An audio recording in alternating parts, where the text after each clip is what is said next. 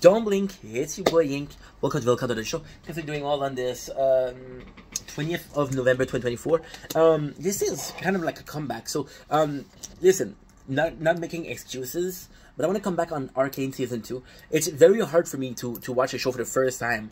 Imagine watching a show, imagine the releasing three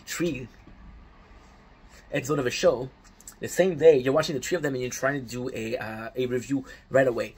What I think I need is I need to watch it multiple times. And because I need to watch multiple times to be able to do a good review, then I want to come back on my review of Season 2, Episode 2. We're not going to do a whole review, but I want to put in place my favorite part. Because again, I do believe that I went a bit too fast on certain plan or certain details, and I want to give a shout out to my girl Jinx.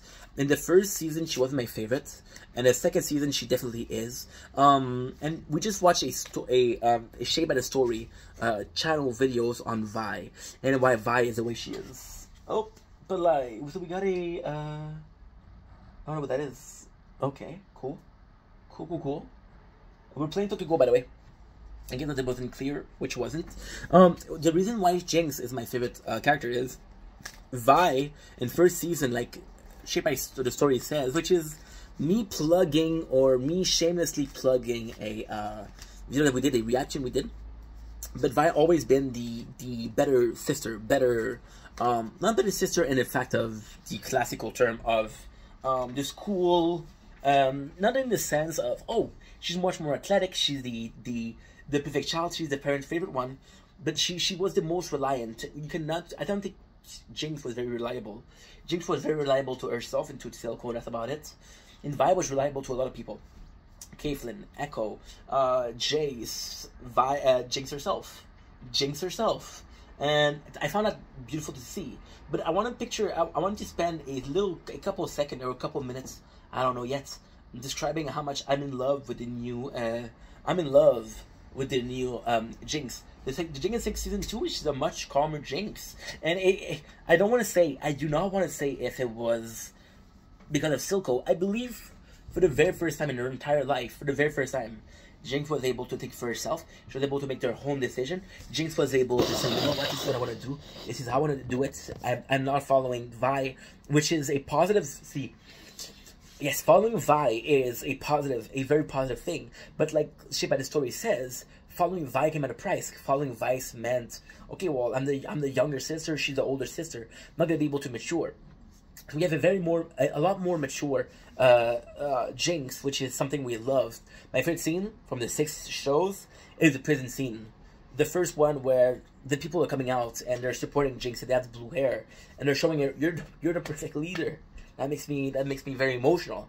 We have the scene where Isha calls Jinx Mama, right? And then you realize that Isha, which is the young kid. See, I had to watch Arcane Season 2 Act 2 and Arcane Season 2 Act 1 once again, just to be sure that just to enjoy it. Not to do a review, but just to enjoy it. Not that I don't enjoy a movie that I do a review of, but it's different. So, with Isha, and I believe Isha is to blame for Jinx's new improvement. The reason as to why is because Jinx, I think, once again, for the first time, I repeat myself, the first time Jinx was not necessarily the one depending on somebody else, but the one who you were relying on. I don't think that Jinx could have been a leader if it wasn't for Isha. And Isha saw Jinx as a leader before she saw herself as a leader, which is very powerful. Isha was this character that taught Jinx, like, yo, you can be a good big sister. And to me, it feels so important because Jinx always had this almost worship feelings toward Vi because she was so cool. And she was such a good leader, right, at such a young age. By Isha showing that Jinx can be a big sister too. I think she saw herself kind of similar to how Vi used to be, which is, again, a very good person or a very leader person. And the fact, not the fact that of the Season 1, but before the Season 1, before the time skip, the old Vi, the young Jinx and the young Vi. See?